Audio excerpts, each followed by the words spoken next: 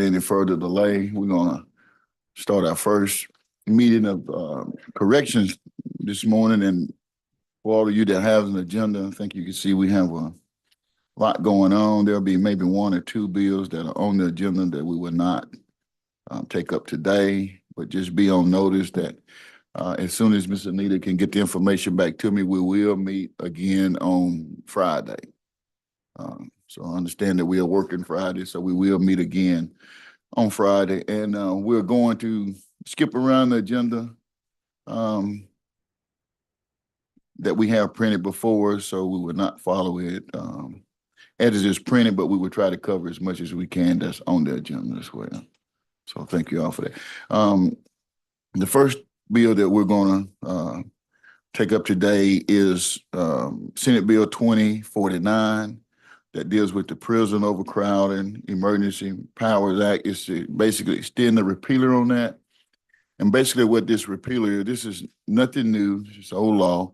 Basically what we're doing is allowing the governor, Department of Corrections, and the parole board the authority, if the Department of Corrections get to a 95% capacity, to have a plan in place to be able to reduce those numbers for the safety of those who are incarcerated, those who work there, and the public. That's basically what this bill does. And I'm open to any questions. If not, I'll entertain a motion.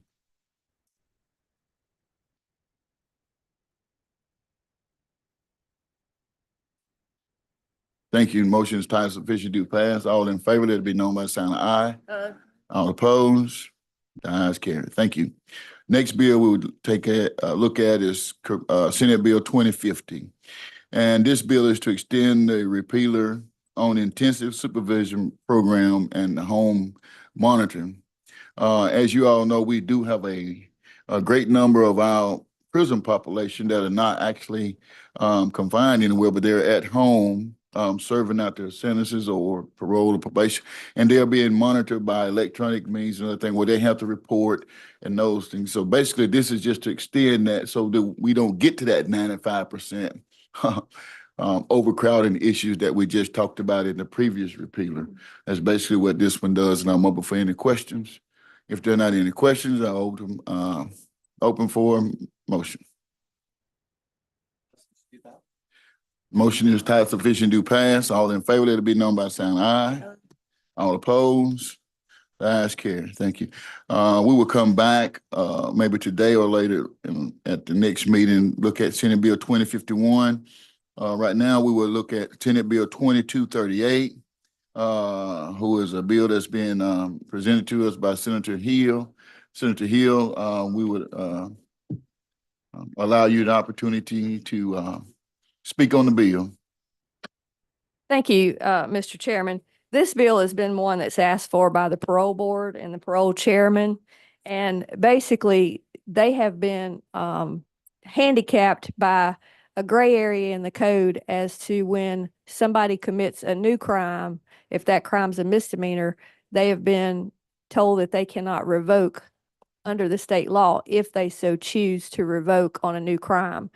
But what this bill does not do, it does not require them to revoke on a misdemeanor crime. They have the judgment and the discernment to decide whether or not to revoke. But if it's something like a DUI or assault or something that's a misdemeanor that they would like to revoke on, they need the authority to do that. And that's what this bill does.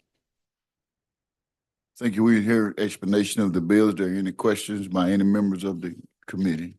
Senator Thomas, recognized for a question.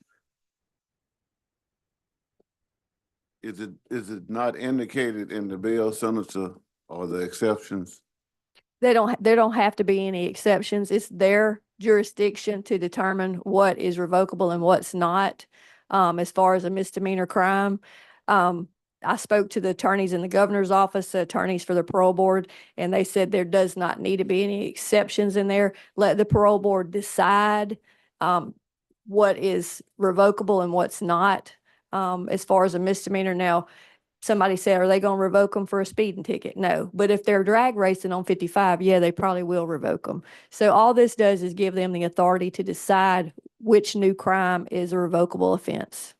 But since we're making law, I think we need to indicate, we need to help them out on that so they won't use they won't pick their judgment. They won't be just picking and choosing.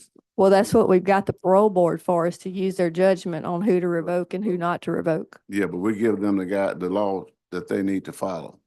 Exactly. And that's what this is. A new crime is not a technical violation, and that's what the bill does. A technical violation should be something like they're not, maybe they didn't report for a month or two, something similar to that. But just because I can tell you, I got a relative that's incarcerated and they've committed several misdemeanor crimes and they've not been revoked, and they won't be revoked even if this passes. But some of these misdemeanor crimes, they need the authority to revoke on, and they need to look at the case files and look at the history too before they make that decision. Thank you, Mr. Chairman. Thank you. Any more questions, remaining members? Thank you, Mr. Chairman. May I address? Yes, All right, all right. Senator Hill, to be clear, you are saying that this gives the parole board greater discretion as to when to revoke or not. In other words, it helps them to do their job. Right, because currently the court has said under current law, no matter what the misdemeanor is, if it's a DUI, assault, domestic, that they can't revoke. Thank you.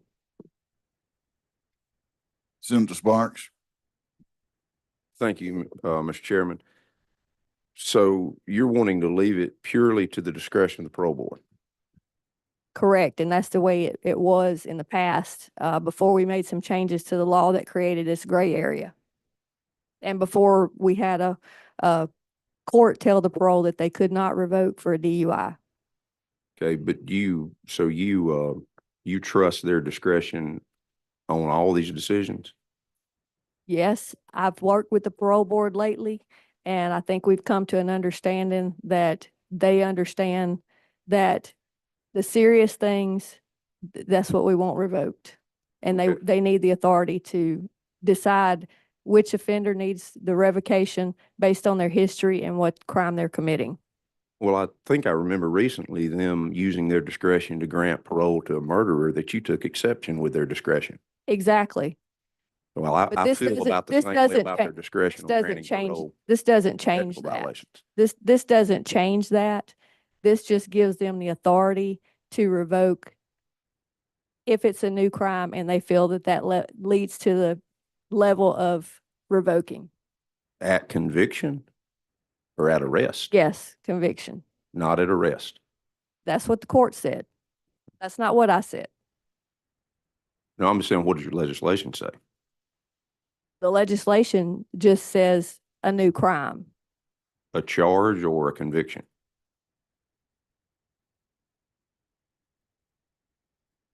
Let me get to the bill. And I'm sorry, I'm trying to find that myself. I couldn't tell by the language. I certainly don't want to have someone who's charged with a misdemeanor, haven't yet had their day in court, end up being revoked on the arrest. I happen to run across a couple of arrests from time to time that I might find or not, meets the evidence of a conviction. Doesn't mean that the decision to arrest wasn't fine, but the evidence to convict was lacking.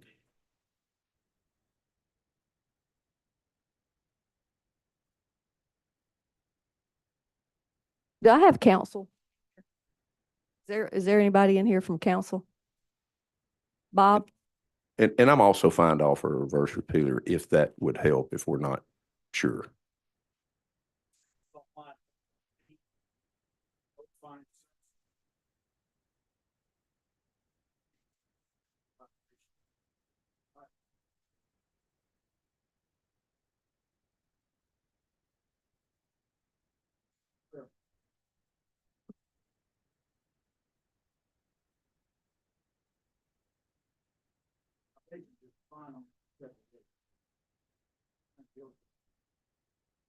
Thank you.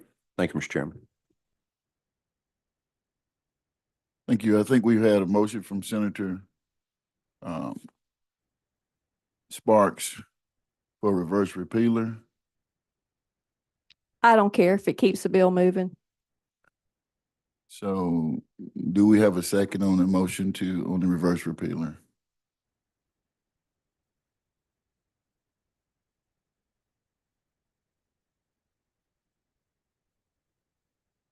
So there's reverse repeal of motion is dead then.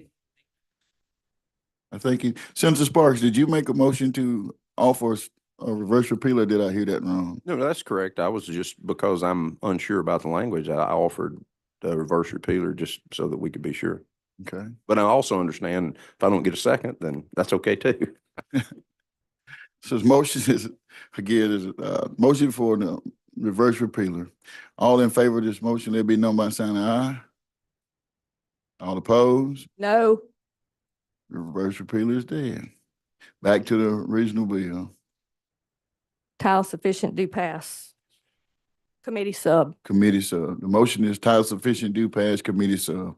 All in favor, let it be known by sign of aye. Aye. All opposed?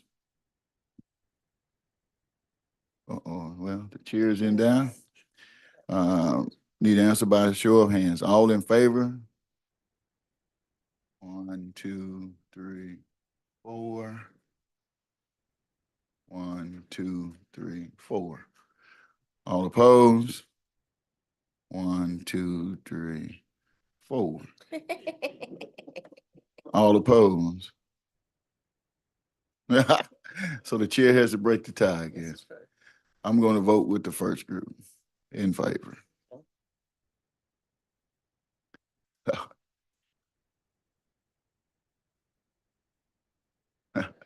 All right.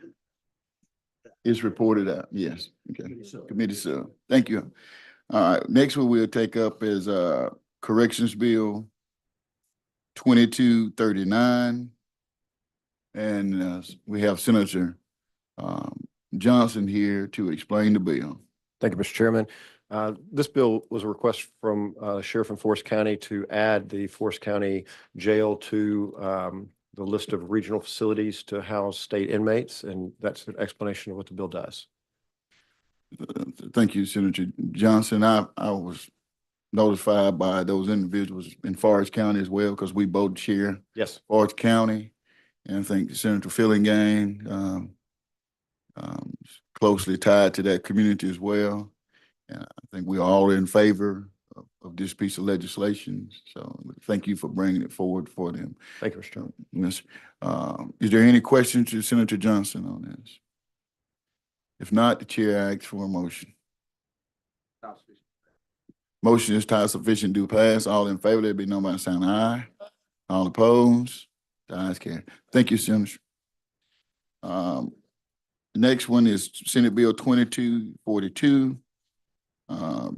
Inmate Work Release Program, and this is to authorize to perform services for MDOT.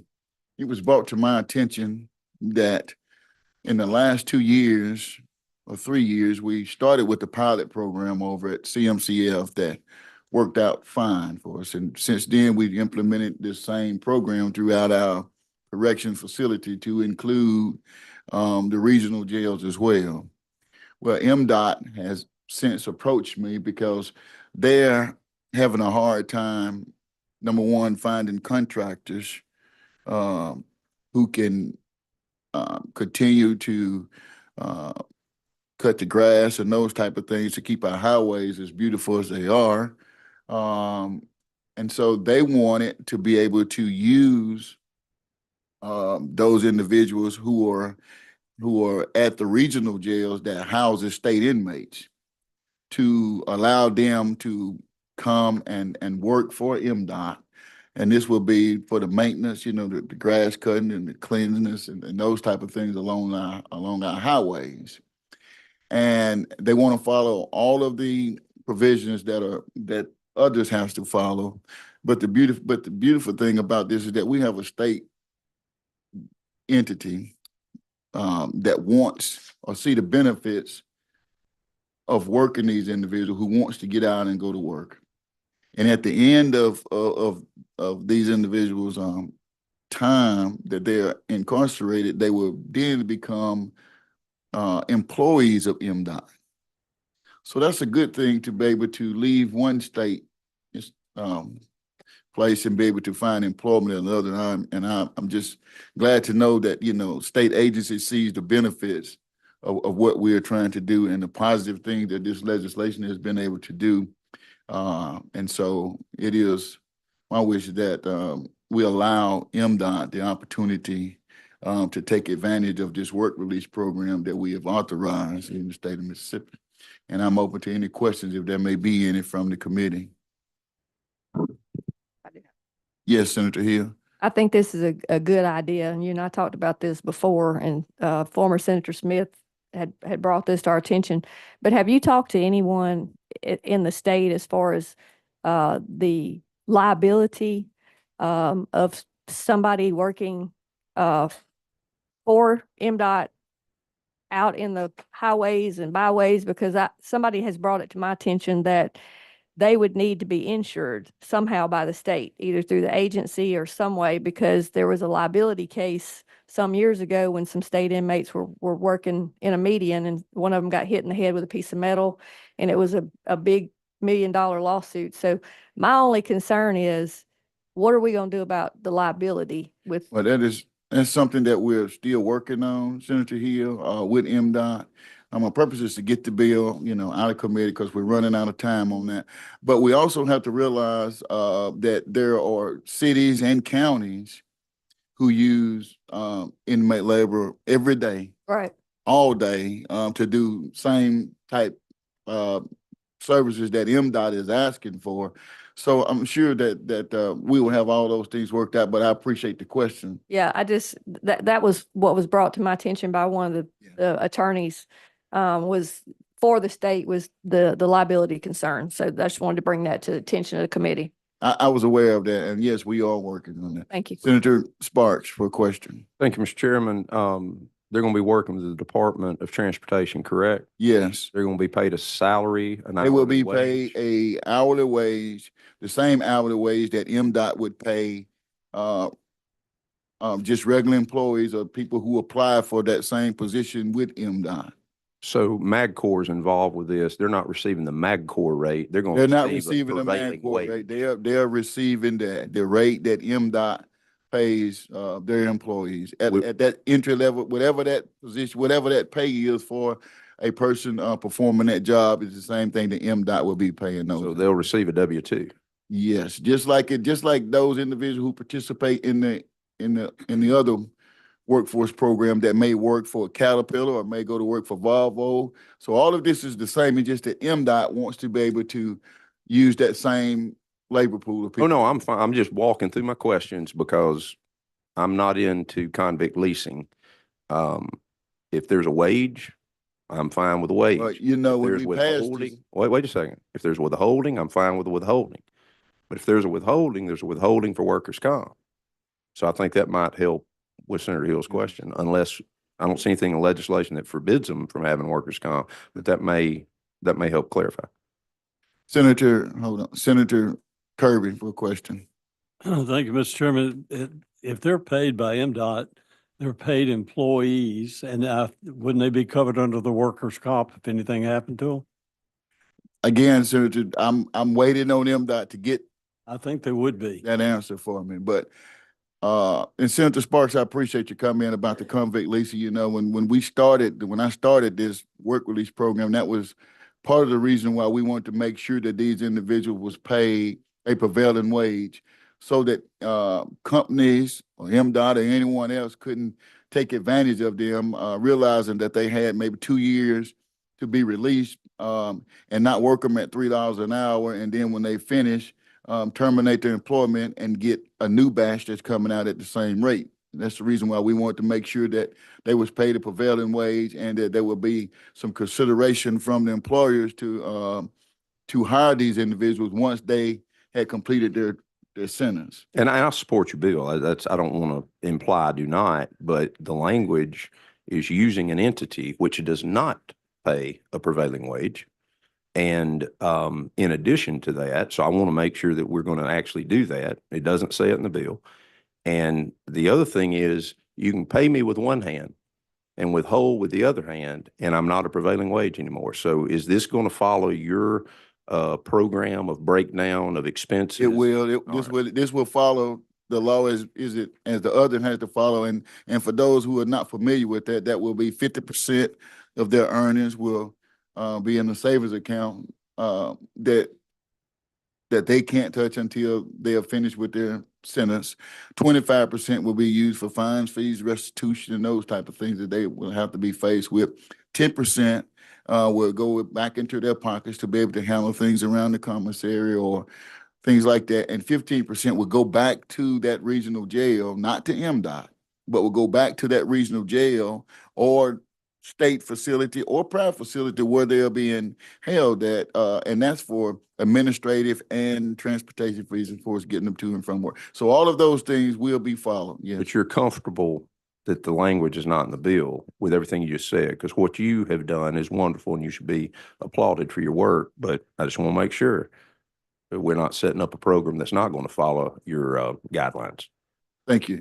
And I can assure you, Senator Sparks, but before this is all over with, everything that you talked about and other stuff will be covered. But, you know, maybe that was something that I missed when reading this, but I thought that there was language in there that said that they should follow what was already out there anyway. Thank you, Mr. Chairman. Yes, sir. Senator Hill, you asked. a question? Just a follow-up question. If they're going to be state employees under MDOT and be covered under workman's comp, aren't we going to figure out if they're going to have to pay into PERS, because a state employee pays into PERS? And this has been a discussion too that we're talking about, and this may be something that's available up on their release. So when they Okay. become the permanent employees of MDOT. Okay, so if they're contract employees and they're not under PERS, we're still going to be liable for workers' comp? There's a possibility. Thank you. Senator Filligan? Chairman, so no one has to participate in this program. No. correct? I mean, we're not. We're not forcing anyone that wants, and The it- inmates themselves Sales. get to decide if I want to participate in this program or not. correct? exactly. And the other thing about this is that there has to be a recommendation from that facility that says we have individuals who are willing and qualified. And there's other things, they have to meet all the qualifications as was set forth in other legislation that we did to get this program to where it is. Thank you. Is there any other questions by any members of the committee? If not, do we have a motion?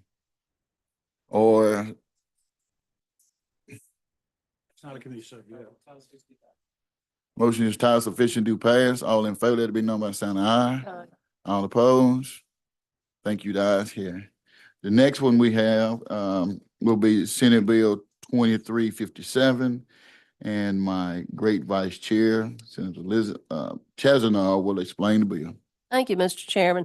This bill addresses similar issues as the one we've just discovered, but I think it will have a little more explanation of exactly how it will be handled.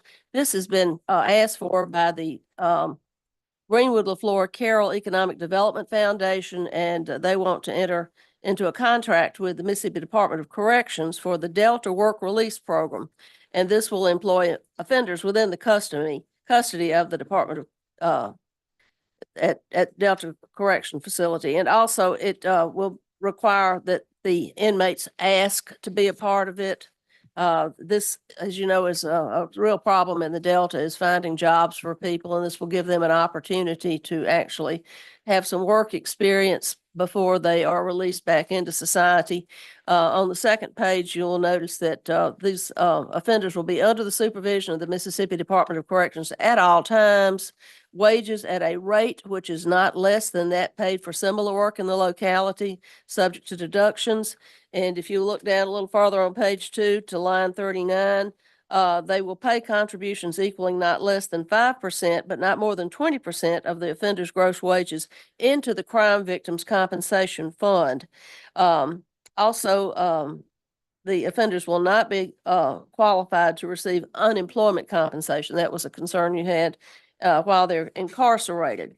And the offenders who participate in this program will have to do it voluntarily, and they must agree in advance of the specific deductions made from the gross wages pursuant to this section. Delta Work Release Program will be met with the criteria established by the Bureau of Justice Assistance and the Prison Industry Enhancement Certification Program. So this is a way to help get people into the work system, to compensate them, to also have money to go to the Victims' Compensation Fund, and to be sure that they're paid a fair wage. Are there any questions? Senator Sparks? I'll ask, it's kind of a similar question, and I realize it's double referred, so I will not belabor this point, but it appears. Can you speak up, Senator Sparks? I'm sorry. getting hard of hearing in my old age. I'm usually really loud, I'm sorry. That's all right. Let her rip. On line 30, the deduction shall not in the aggregate exceed 80% of the gross wages, if I'm looking at the correct bill. Yes. 2357. So I got the same problem with that as I had with the prior bill. If they're taking 80% of the gross wages, I don't think it's in the spirit of what the chairman's prior work release programs have been. So I'm fine to push this through today, but I just know it's double referred, so I thought I'd ask the question before it got to our committee. Well, once again, the inmates have to agree to this, and the goal is to make sure that they are making money as they would if they were out in the free world, if you will. I mean, that's discretionary, that's not required. And we're just trying to help provide jobs for people that will be in the free world again, and also to help with the industries in this area, which are desperately in need of workers and wish to offer a chance to train people for jobs that they may not qualify for while they're incarcerated. I understand. And also, I think I've visited that facility. It's a unique situation. I think this correctional facility is within the industrial park, correct? It is. So there's some opportunity there. I've been there many times. Thank you. Thank you, Senator Sparks. One motion. Yes. Title sufficient do pass. Motion is title sufficient do pass. All in favor, that be known by the sign of aye. Aye. All opposed? The ayes carry. Thank you. The next bill we'll get today is Senate Bill 2358. And what this bill does is it deals with presumptive parole. I don't know how many of you all in here are familiar with the presumptive parole, but there has been some problems since House Bill 585 with some understanding presumptive parole one way and some understanding presumptive parole the other way. So, and there's still some legal issues going on with it, but basically, if you look on the first page of that bill online, starting on lines 14 and 15, we're just basically changing the word shall to may in the discretion of the parole board. And that's basically what it did. Instead of them saying they shall be, but they may be. And that's been the issue that's been problematic for the presumptive parole. So I'm open to any questions if there is any by any members of the committee. If not, I ask for a motion. Oh, so I'm sorry, Senator Fillingham. So, we lines 15 through 17. Seems, maybe I'm just misreading it, but they're saying all other inmates eligible for parole pursuant to the section may, in the discretion of the state parole board, be released without a hearing before the board. So as I'm trying to understand this, so what you're saying, if this becomes adopted, is that the parole board will just review the files? And Yes, see what the histories of what's going on, and then they Because- can determine without a hearing whether to move forward or not. is that because right now it says shall be released. Okay, And without this- a hearing. That's right. So we're just changing it to may. Gotcha. Thank you. Yes. Senator Sparks. Thank you, Mr. Chairman. Not sure which magic wand they're going to use to review a file that hadn't been created. If they don't have a case plan, there's nothing to review. And that's Well- been our problem. And the fact that shall was in the language was because there was a requirement that there's a case plan upon entry. Well, there's still What- going to be a case plan there, but There ain't a case plan yet. I know it, and so that's the problem. Right now, it's saying that shall, meaning that, with or without the case plan, then this person has to be or has the potential of being, but may saying, well, we may or may not. So this is an attempt to kind of slow down some of those paroles and stuff that maybe shouldn't have happened or should have happened. The only issue is the shall was only put in there because the expectation is upon my entry to MDOC, I would receive an evaluation, which we pay for. I would receive a health evaluation, which we pay for. And I would be given a plan that says, Daniel, if you do 1 through 4, Exactly. at your eligibility date, you shall be paroled as long as you don't have a violation. So I'm just saying, if that's what we're doing, I don't want anybody to think shall was just flippantly releasing people. Shall hadn't released anybody because I've yet to know of a case plan that's been presented, completed, and reviewed. This is, yeah, and I understand where you're at, but this is not something that's problematic with the parole board, is that we have to understand that there's still work has to be done on the front end. Yes, The sir. front end meaning MDOC. So there's still some work that should be done there. And that's been the problematic part when it gets to the parole board. And so that's why the may and the shall language is what we're faced with now. Okay. Thank you, Mr. Chairman. Thank you. Any other questions by any of the members of the committee? If not, we'll have a motion. Thank you. The motion is title sufficient do pass.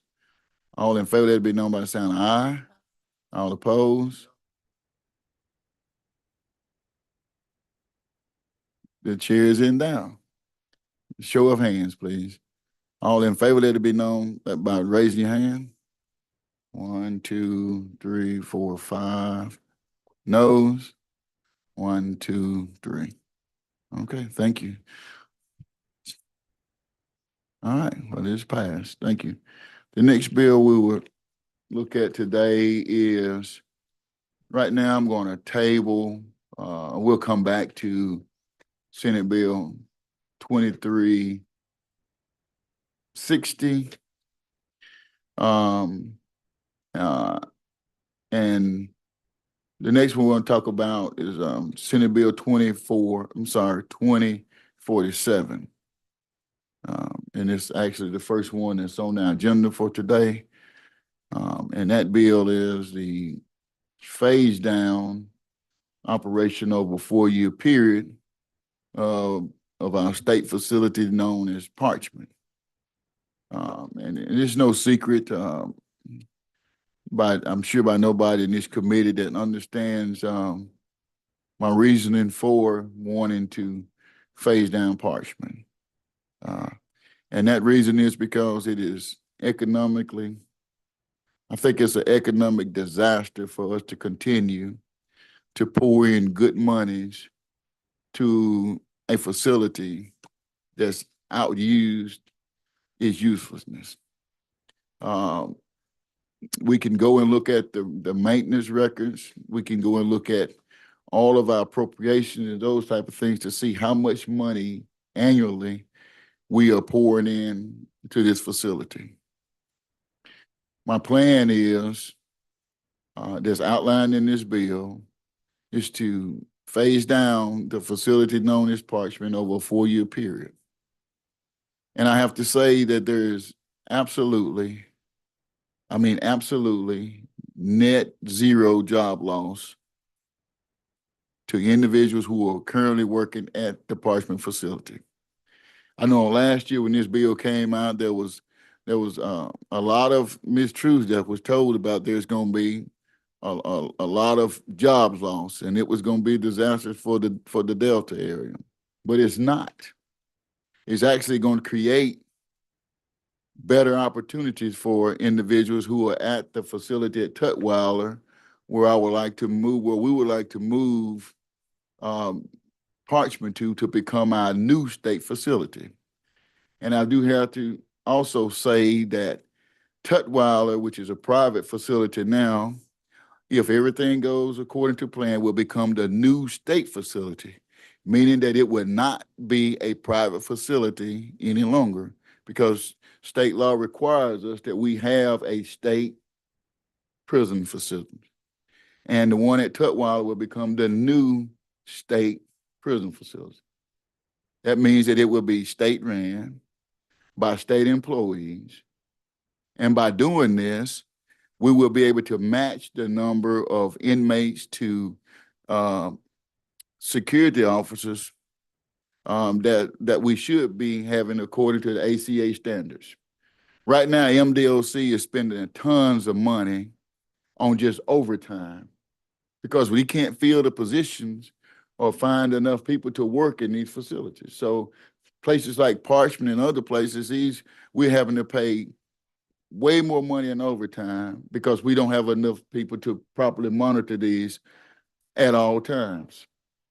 And that's another ways that I think that we can fix that by leaving the amount of people who are currently at Parchman there and bringing those people over from Tutwiler who are there to leave them there. So now we have that ratio that we need. If it's 3-to-1, we'll be able to handle that. If it's 4-to-1, but right now we don't have that. And again, those individuals who are at Tutwiler, if everything goes according to plan, will no longer be private, would not be private workers, but they will become state workers, meaning now that they are state employees who will have state benefits, the same as our state other employees do, and those people at Parchman who will transfer over to Tutwiler will lose no benefits, not even lose a job. And we're talking about 10 miles away from one facility to the next facility. So at the maximum, some people may be closer to Tutwiler, some people may be a little farther. But again, there's no net jobs lost to the Delta area. But there will be small portions of Parchman that will remain there. And that will be the hospital or the infirmary. Death row will stay there. Those people who are physically unable to do anything for themselves will stay there. And we will leave a smaller portion of their left for workforce training and development purposes for those individuals who will be getting out or those that can take advantage of the work initiative that we have through MDOC. And I know there's a whole lot to explain about the bill, and I'm sure there's some that may want to ask some questions. And I do have a report by peer also, and that I want to ask Attorney Bob to cover that peer report that we have in regards to the phase down of said facility. Last year, we asked the peer committee to analyze the bill, and we have that report available to the members of the committee. But the Commissioner of Corrections basically is given the responsibility to develop a plan for the phase down over a 4-year period. But he has to submit a report with detailed recommendations for legislation to the legislature by January 1, 2026. That's a year from now. The bill has a lot of detail regarding specific standards that the commissioner must follow in developing this plan. Exempted from the phase down, for example, is Unit 29, which includes death row, is to remain at Parchman, thereby being exempt from the phase down planning. Medical and other care is also to remain at Parchman. The ultimate transfer of administrative and support functions, such as the textile production operation, is to be transferred to other MDOC facilities. And this will be the assets that are at Parchman, and the resulting assets will be administered by the Tutwiler facility, as the chairman just mentioned, which is now private, but would become public, and it would be called Northwest Mississippi Correctional Facility. And they would manage the resulting plant operations at Parchman and their own facility in the same time. The bill provides that the target for the inmate population to be reduced by 1,700 persons by July 1, 2027. So we're the bill does address standards for the phase down. The assets at Parchman are to be held in trust by the Department of Corrections, kind of like 16 section land. And they'll be managed by the Tutwiler facility, but the bill is specific as to the length of the leases. They're to be, the bill encourages leasing the facilities and the land. 40-year leases are the limit for the term for the leases that are authorized. That's grounds and buildings. They must be approved by the Public Procurement Review Board. The bill also provides for a mental health facility to be developed using present buildings at Parchman. It would be called the Northwest Mississippi Facility for the Treatment and Care of Inmates with Mental Illness. And if I'm remembering right from our discussion last year, Mr. Chairman, all facilities, all correctional facilities in the state could transfer mentally ill inmates to that building and its experts in Parchman. The commissioner is encouraged to use state-of-the-art standards in the correction field, existing knowledge and expertise of the Bureau of Prisons and Law Enforcement Assistance Administration. That's a federal agency. So the bill attempts to give guidance and standards to the Commissioner of Corrections in developing this phase down. Again, it's a 4-year phase down, but he has to report to the legislature 1 year from now, and we would have an opportunity to respond. The bill is long because it includes a lot of sections of present law that must be conformed to the concept. But those are the bullets. Those are the highlights, Mr. Chairman. Happy to try to answer questions. We did debate the bill last year. It was doubly deferred and it did not get to the second committee.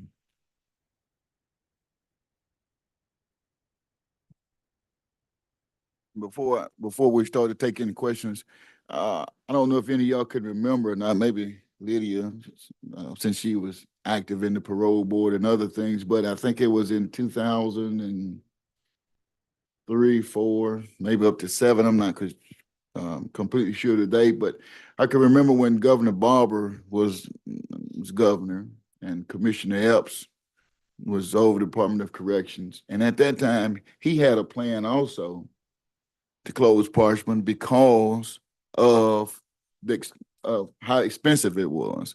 And what I think what ended up happening was about they had to do a reduction in force, which was a cost saving to the state of Mississippi at that time, about $17 to about $19 million, because it was just so expensive. They had to reduce the number of force to be able to afford to continue the operation. Well, you know, those numbers have not decreased yet. And for those who are on appropriations, can see how we have continually spent more and more and more in our Department of Corrections. And I don't think that it's fair for those of us who are here to continue to allow the taxpayers of Mississippi to fund such expensive boarding schools like we're doing with our Department of Corrections. And I do know that there are some concerns, but again, I can assure you that I've talked to everybody that I can talk to make sure that there is minimum effect, hardly any effect to the economy in the Delta area. And we're talking about jobs and those type of things. But at the same time, we have to look for what's the greater good in the state of Mississippi. And I think moving to a better facility where our guards can be safe and those who are in there can have some safety, access to adequate heating and air conditioning. We've been fighting this problem forever at Parchman. Every year, we're spending millions and millions of dollars just on trying to air condition a place. How long are we going to continue to do these things? Water systems are not up to par. The electrical systems are not up to par. How long are we going to continue to pour money into an operation like this? I think I saw Senator Thomas for a question, maybe. Yes, sir. You keep saying Tutwiler. Can you give us the status of the Tutwiler installation? I mean, before we start phasing down, do we have a place to go, a memorandum of? We are, purchase, we are, option, that's purchase right. option or That's right. something? We We do. need more detail. We before are, right start now- Phasing down, I think. Right now, Senator, we are in, and we haven't stopped the talks with the people at Tutwiler to agree to a sale or a lease of that facility from them. But I think we're more looking at a sale of it. And I can tell you the numbers that we're talking about are numbers I don't think that we should be able to, that we should be looking at passing up. When you look at what happened in Alabama, when you're talking about $1 billion that was mandated that they should have to spend, and that number has gone up now just to get in compliance. $1 billion. And we're talking about way less than that to buy a facility that's in great shape. But we will have the building of bureaus and others to go up to give us their findings on it. But according to all of the information that we have gathered from them on their maintenance plan and how things are maintained and those type of things that has to be looked at according to the ACA standards, they are doing a terrific job on that facility. Well, Mr. Chairman, what will happen if we cannot come to some arrangement or some deal with them? Or where would that put us? Well, if we can't work that out, then of course this is dead, because I'm not talking about, the possibility if we can't buy this one, then we're gonna move them over here. If we can't get this facility, then we're gonna move them over here. And that's the whole purpose of not doing that is to guarantee that we're not trying to move anything out of the Delta. We want to keep it as close to the Delta as we can. Thank you, Senator Jackson. Thank you, Mr. Chairman. Will the employees at the private penitentiary remain on when the transfer of employees from Parchman come over? They will. How will they accommodate all those jobs? Currently,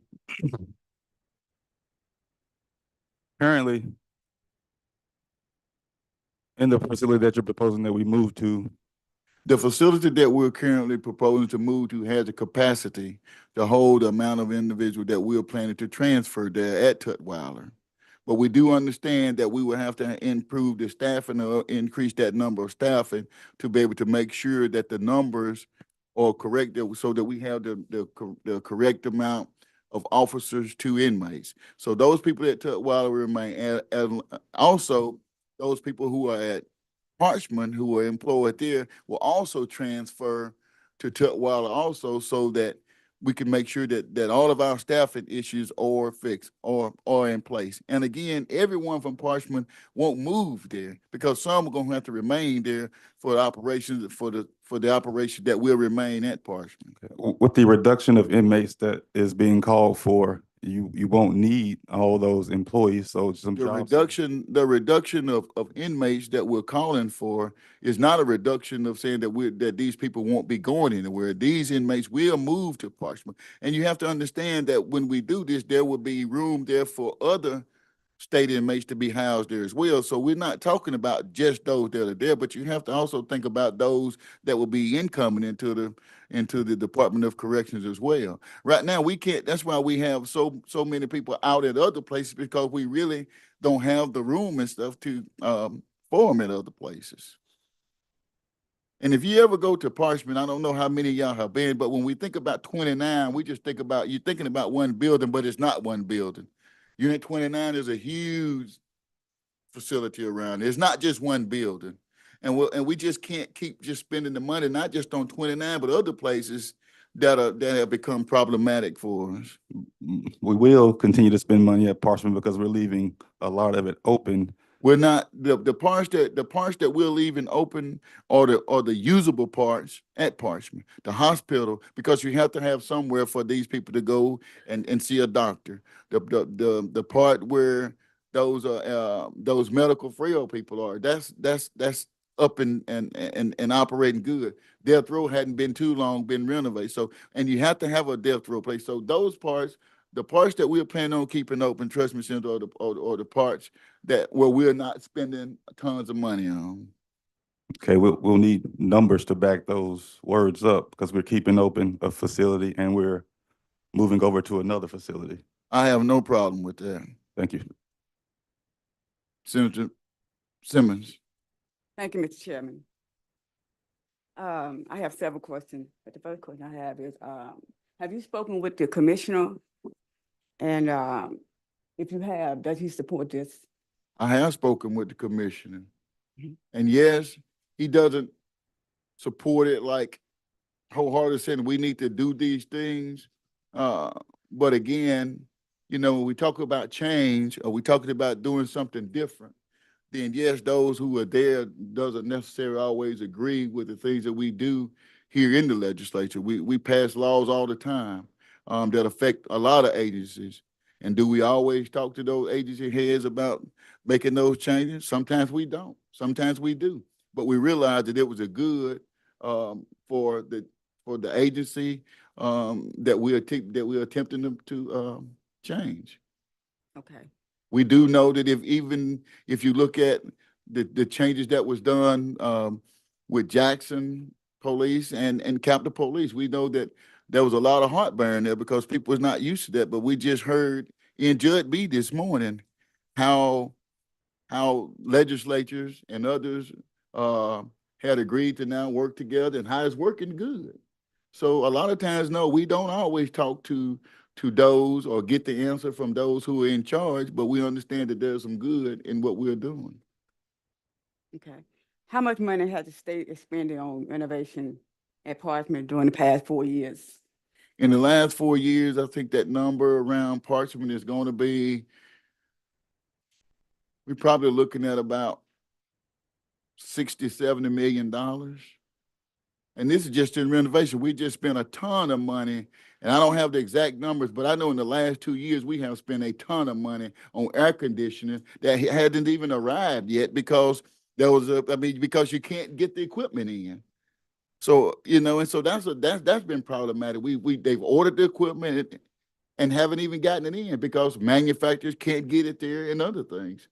So, I mean, how much longer are we gonna allow people to bear that? And I understand that those individuals who are incarcerated, yes, they did something wrong and they probably where they have to be. But at the same time, do we have to continue to allow them to live in those conditions? And I heard you say that they're spending so much money on overtime. How much money has been spent? I could get you that number as well, but I know that Senator Sparks can also agree when we talk to the commissioner about monies that we're spending on salaries, and they keep saying, you know, we need to increase what we are paying people. Well, that's not always the case. The problem is that nobody, I mean, a lot of these people have worked so much that they just can't come to work anymore. And when we're taking probation officers and other people off of their regular jobs and putting them in the prison to maintain this is not good either. Okay. And that's happening not just in part, but it's happening all over with the Department of Corrections. And doing this will bring in those numbers to where we can have the amount of staffing that we need to be in compliance. Okay, you spoke about the lack of staffing at Parchman. So where were those employees that are currently working in both facilities? Where would they be employed at in Tutwiler? But all of them will be there? Or- No, not everyone is going to Tutwiler. A remnant of those that are currently at Parchman will stay there. The others will go to Tutwiler, and the ones at Tutwiler will stay there and become state employees. So now we will have enough in place to handle staffing issues. So how would you determine who stays at Parchman and? That's not my decision. That's the decision that would be made by the commissioner. He has that authority, not because he's the one that knows where he needs people to work and not. Okay, and those inmates that are housed at the Tutwiler facility, where that's a private facility, right? So where would they be placed? Those individuals who are housed at Tutwiler facility, if everything goes according to plan, those are, those are not state employees, a lot of them are. Those are out-of-state prisoners, and they're federal, and they will be shipped back or moved to another facility, wherever Core Civic or wherever they send them to. But that would no longer be a concern of Tutwiler once it becomes a new state facility. So they would be relocated or moved over what period of time? Well, we have that would take about a year. I think that's what we have in there is about a year. Okay, now what proof do you have to show that the private facility will save the state money in the future? The proof that I have by saving the state money is that if this facility can be purchased for about $110 million, 102 million? 110, I'm Yeah, just using 110 that as an million. example. And we spending $25 million or more per year just in one facility on maintenance or more. Then you do the math on that. If are we gonna continue to spend $20 to $30 million or more per year forever? Or what, can we just purchase a facility for the amount that we would spend on this facility in a few years and have it paid for? I mean, I just don't understand how we can justify to continue to spend tons of taxpayers' money on something that we won't ever be able to fix or ever get back into where it needs to be. Okay, Mr. Chairman, I've been on this correction committee for the past 5 years. And I do not recall this committee taking time to meet up at Parchman, to True Parchman. And as chairman, I think that should have been a call for you to ask us to meet, ask all of us to collectively to meet. Senator Simmons, I'm gonna have to disagree with you on that because I have been there along with you and other members of the House of Representatives, as a matter of fact, to Well, Parchman. I said the committee, Mr. Chairman. Okay. I thought they represent that area. Well, I That's have the no issues with inviting this committee at any time to go and see the conditions at Parchman. As a matter of fact, you all tell me when you would like to go, and I'll schedule that meeting for us to go. Okay, since the committee has not toured Parchman, I do not understand why we as a committee have to take this position. I think that we need to take this position because if you look, there's been lawsuit after lawsuit after lawsuit. How many of these are we willing to go through before we finally understand that we need to do what we are called to do as lawmakers and not be forced into the same position that Alabama has been forced into? And I'm not talking about a state that's 10 states over. We're talking about a neighboring state that share a lot of similarities that the state of Mississippi does economically and all of those things. And I know that it is a tremendous burden on the taxpayers of Alabama to have to spend $1 billion on one project, on one thing that they was mandated to do. How long are we gonna sit by and do nothing? And we're always in the state of Mississippi, we're the last. Well, I don't want to be the last to do what's right by moving on from something that's been a money pit for years in the state of Mississippi. But Mr. Chairman, you asking us to support this bill when we as a committee have not toured the facility to determine if it's worth moving forward with this bill. Okay. Senator Kirby, I see you've been raising your hand for Yeah, about 10 well, minutes I would just now. like to know how many members of this committee have ever been to Parchman. Could we have a show of hands? Everyone that's, so, yeah, so more than half or half Yeah. the committee has been there. Yeah. That's my question. Okay. Senator Jackson. Thank you, Mr. Chairman. Last year, I think I remember them saying that the capacity of jobs in Tutwiler was about 330. And currently at Parchman, there were more than that number on the roll. There's no way to move all those people over, even if you're going to keep some stuff open here in Parchman. I don't think that's the correct number that you're getting on the three. I could be wrong, but the numbers didn't add up. And Parchman is a money pit, okay? But we're going to move forward with this bill and we don't have a facility. We have one that we're talking about. We have no number as to how much it will cost, no rent, no nothing. We have no facility. You said that they're gonna keep open the hospital in Parchman. Is there gonna be a fully functioning hospital in Tutwiler? Tutwiler doesn't have a hospital. That's why we're So- leaving that one open in Parchman, so those people can be. So they would have to be transported from Tutwiler to Parchman to seek medical care in the event of emergency? That doesn't sound like a good deal for them. Thank you, Mr. Chairman. Well, Senator, I appreciate the question, but what does not sound like a good deal is for the state of Mississippi and the taxpayers. So, Senator Simmons.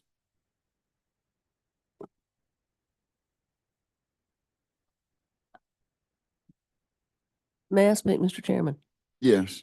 Well, I have been to Parchman an awful lot. When I was a member of the State Parole Board, we had hearings there once a month. I've been on Unit 29 on death row.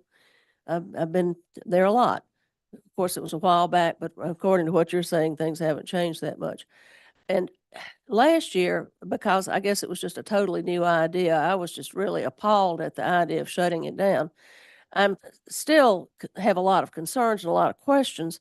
If we had some hard numbers before us today, I might be more willing to say, yes, let's move forward with this. Let's get with the times. I'm concerned about a couple of things. First of all, I do believe that with a momentous decision like this, that the Commissioner of Corrections should be in the room to answer questions because he's the professional as far as corrections are concerned. We're lay people. We're citizen legislators. I'm concerned about that. I would like to have some hard numbers before us that say that people have entered into agreements that they will lease or sell Tutwiler to us for X number of dollars. I'd like to have hard numbers about the number of actual inmates that will be moved. I'd like to know exactly why Tutwiler has decided to go from being a private facility into changing into a public facility. I mean, they're people that own it currently. Isn't that correct, Mr. Chairman? Yes, and this wasn't, to that specific question, Senator Chazanau, this was not Tutwiler coming and running down to Jackson to talk to the state of Mississippi about buying the facility. That was myself engaging in conversation with them about would they, Yes, sir. if we could do this, because I was looking at what could we do to fix the problem, and I realized the proximity of Tutwiler to Mhm. Parchman, and so I Yes, sir. started that conversation. Well, yes, sir. And you and I have had a number of conversations about corrections, and I believe we have always been very respectful of one another's. And I've learned a lot from you, and I hope I've been able to share some of my experiences with you, having actually worked for as a member of the parole board. Would you be opposed to a reverse repealer in this until some numbers can be gotten together for us? I think it would help your position on this bill. And I know it might keep the bill moving forward because as it stands right now, I'm not able to vote for it. And I don't want to destroy what you have put in motion because I think everything you've done has been in good faith. And I think you're truly trying to help people and help the state of Mississippi. But if I wrote a grant and didn't include a budget, my grant wouldn't be funded. And this is sort of what you're proposing here, sir, is a grant. And I don't see a budget that's with it. And this would give you some time if we could have a reverse repealer to move it I'm okay forward. with the reverse repeal and to this committee, and everyone else, I will have you those numbers, sooner rather than later to every individual member who is on this committee. Well, shall I make a motion that we have, we put a reverse repealer? I'm not opposed to reverse repealer. So the motion is by Senator Chazanau for a reverse repealer. All in favor, let it be known by saying aye. Aye. All opposed? Ayes carry. Thank you.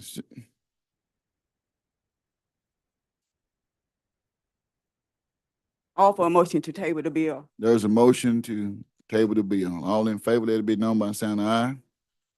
All opposed?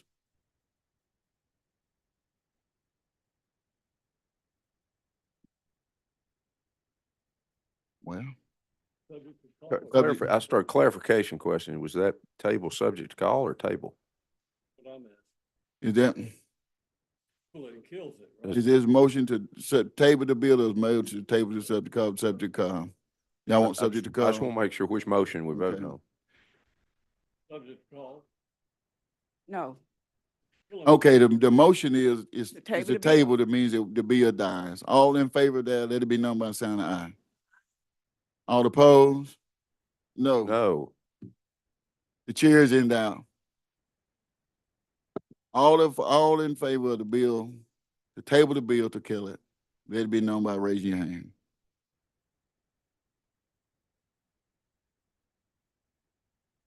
All opposed? Okay. Table Senator Brumfield.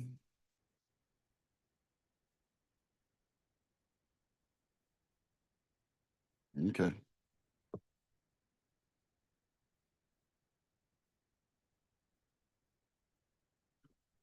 just a parliamentary inquiry. Yes. Is table subject to motion to reconsider?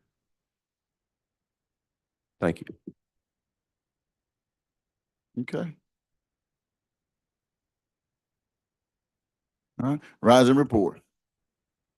Your budget in hand, unless you can figure out how to fold it into something else. You've got to have numbers.